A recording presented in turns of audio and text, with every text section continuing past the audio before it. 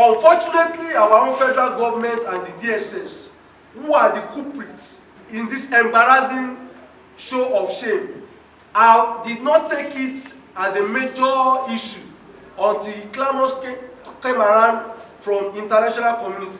Ladies and gentlemen, there is a big problem. If by ourselves we cannot protect ourselves, if by ourselves we cannot speak by ourselves against injustice, against calamity that is about to befall our democracy. The Sowore in court on Friday explained to the world that the DSS have promised him that they will ensure that he does not leave their facility alive. And that's a big problem, ladies and gentlemen.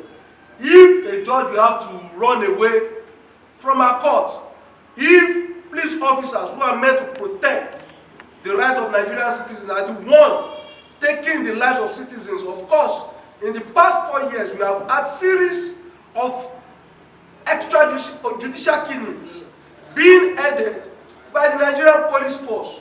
We have to go to the drawing board, ladies and gentlemen, to urgently revisit whether it is the function of the police and the state security to traumatize, attack, victimize, kill, and ensure that citizens are unable to express themselves, or they are indeed set up or established to guarantee the rights of citizens and protect them against injustice and ensure that their lives and properties are safe.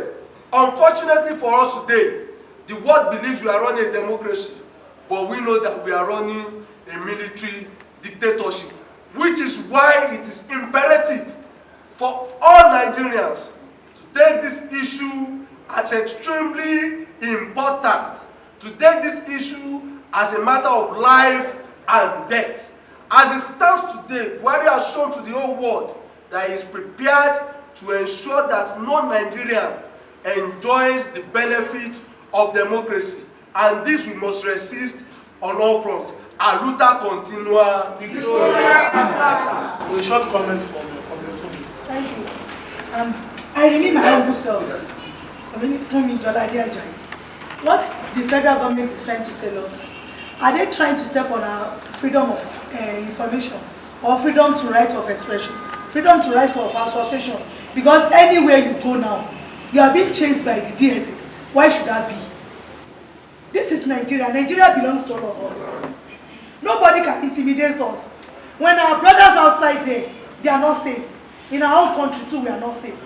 What we only are asking and agitating for, federal government should release Sowore live, now and alive. That is what we need. They should release other political prisoners now and alive. That is what we are asking for. They should stop tormenting our lives. We are not safe in our country. Why?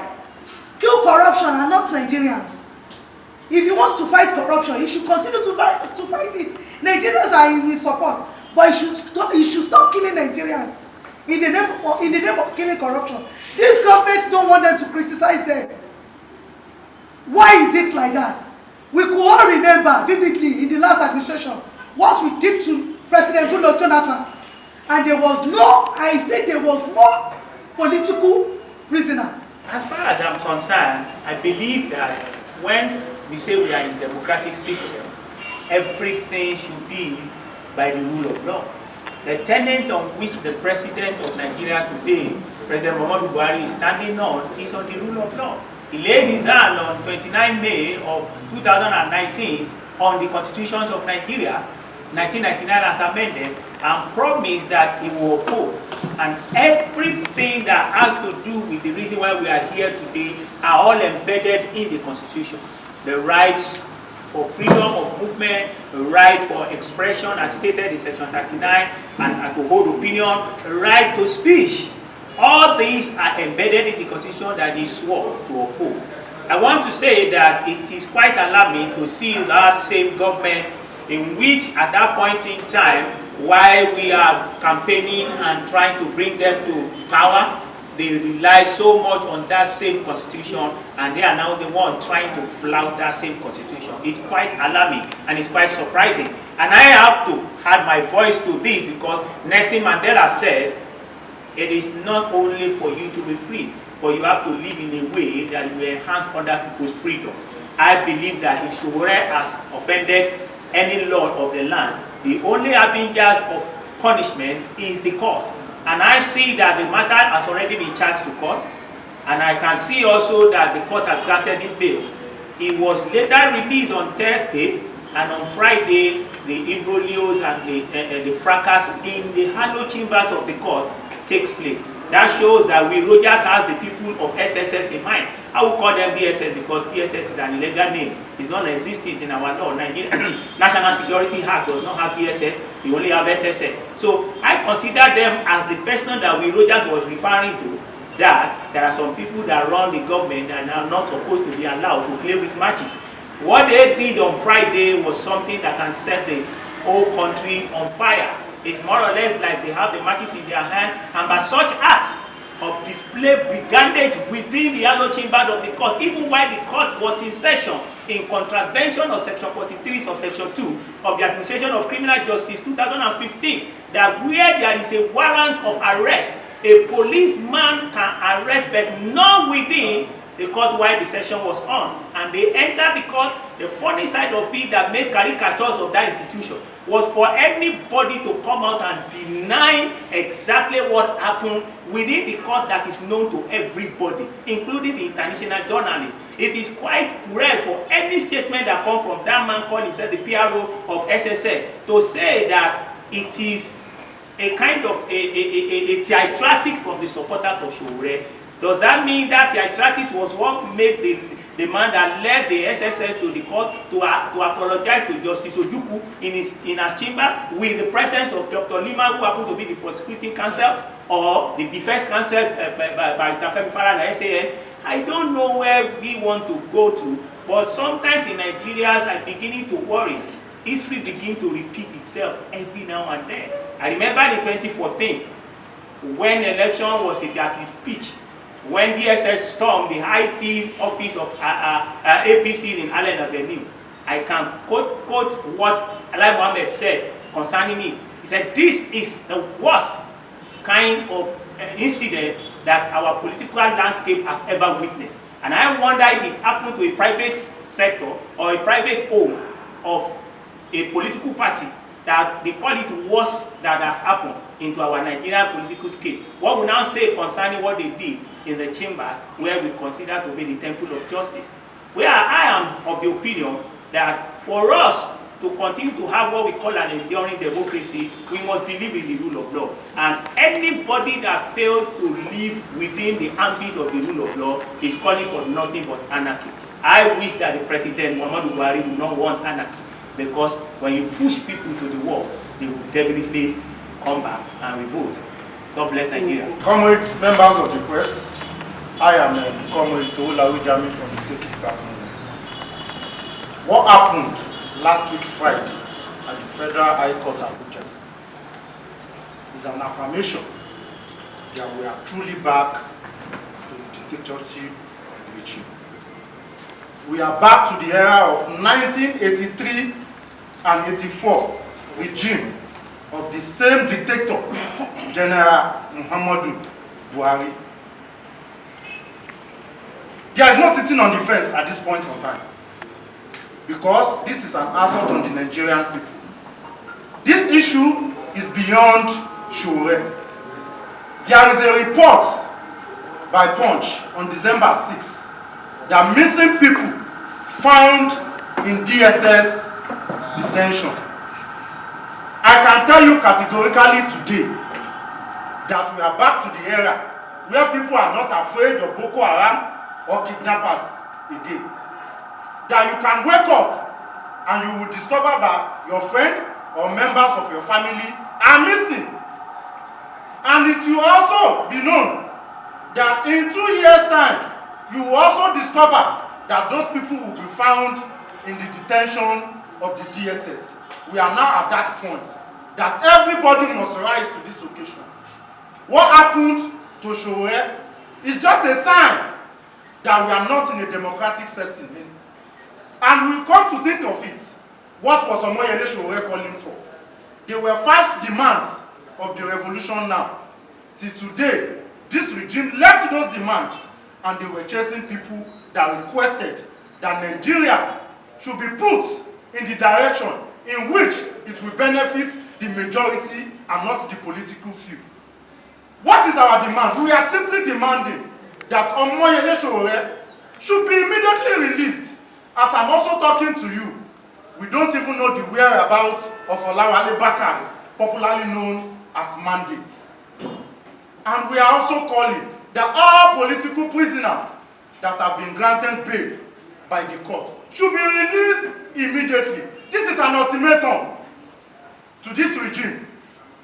That if Omoyele Sowore and other political prisoners are not released, December 17th, Nigeria will rise up in their numbers. We will dominate the streets. We will call on this regime that the time has come for the people to demand for what belongs to them. We cannot continue to be slaves in our own country. Enough is enough of this draconian regime. Enough is enough of taking us back to 1983. I can also categorically say that we are now back to that regime whereby people will just miss on the streets. We are saying, what was the demand? What was Omoyele Sowore's offense? It was calling for a democratic end to insecurity in this country.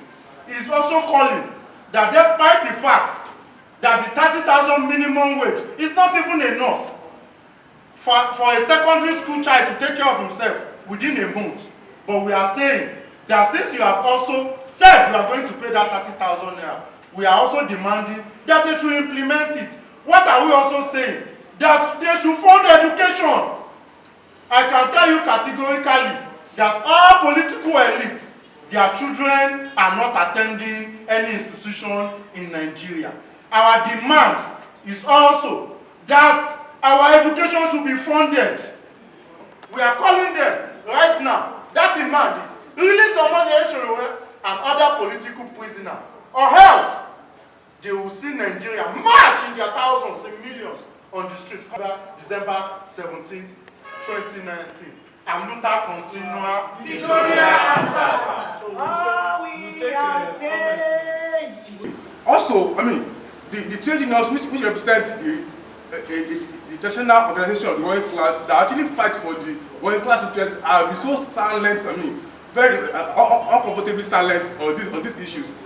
At this moment, silence is no more good to rest ourselves. Because we are seeing series of attacks on the popular masses in Nigeria. The trade unions have to rise to the responsibility, the workers' organizations have to rise to the responsibility of fighting against all this kind of injustice, which is putting us in a very serious economic situation. The call is going out. This country has a record of history of resistance struggle.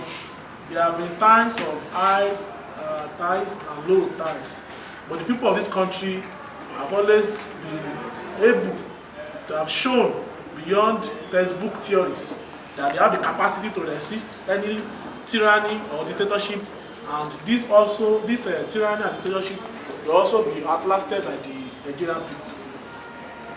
On the second question, by the Menta of Balance TV, what do we intend to do beyond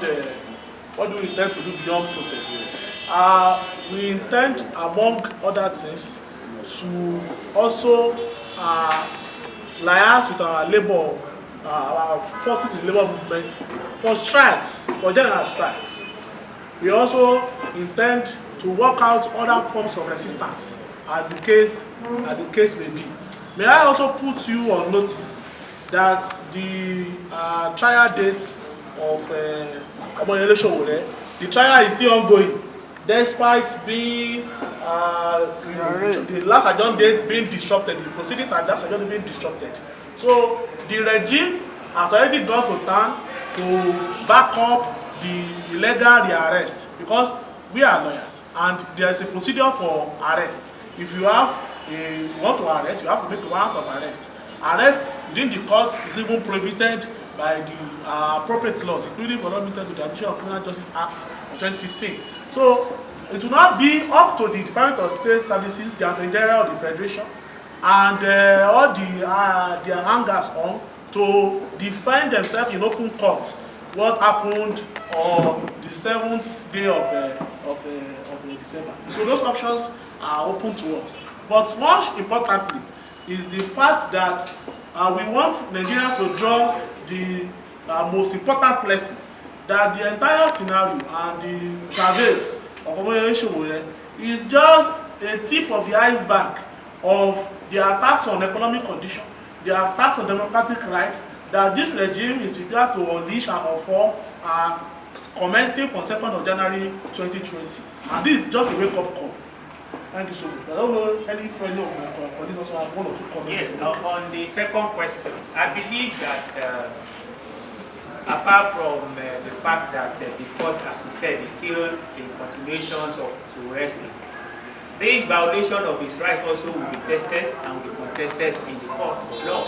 Apart from the the planned protest of December 17, his rights will definitely be contested because it is an aberration for you to rearrest willy-nilly inside the court while somebody is enjoying the freedom given to him by the same court in which you are the one that took him to that same court. When the court favors you, when the court gives you permission to detain him 45 days, you never have problem with that court. You never have problem when you went back to the court and you want to extend the detention order. You never have problem with it. Now when the court, the same court that you benefited from his order, give the same order for him to be released. Now you come in a brigandage manner to desecrate the other chambers of the court. There must be consequences for every action taken, and I believe that in a democratic setting, even though there are some people that acted above the law in this country, one day will also come that everyone that have acted ignominiously to subvert the democratic system of Nigeria will also be called to come and bear the consequences. It might not be now, because I believe that the way the government is run now, anything against the government may not fly, even if it comes from the chief judge of the nation. But I believe a day is coming that somebody somewhere will ask questions, and because I can ask freely today, journalists can also help me ask, where is Mary Nioga? If Mary Nioga has gone into oblivion, never to be remembered, these people too will never be remembered when the course of history of Nigeria is being done. All right. In addition to the legal processes and of course the agitation on the street, ladies and gentlemen, we must get it clearly right. The reason why the people, the ruling class, have continued to make a fool of us is simply because of the low level of consciousness in the country. The truth of the matter is that in Nigeria today, there should not even be a carnival or a set date. Protest is not a carnival, it's not a party that you begin to prepare for and prepare logistics. It's an uprising of the oppressed against the oppressors. I must tell you, it is something you don't even prepare for many times. It is just as a reflex. But do you know the truth? The truth is that we continue to suffer in this country today because people have found it enjoyable, in quotes, to continue to suffer and smile. And that is why press conferences like this, seminars, and even the mass media, you are here, which is good enough, must continue to educate the mass on their rights, on the power they have. If they can bring in the people who are misgoverning them, they can take them out. So, rightly, we must continue to ensure that there is mass education, means of educating, conscientizing the people, which is extremely important to even the protest and the development of our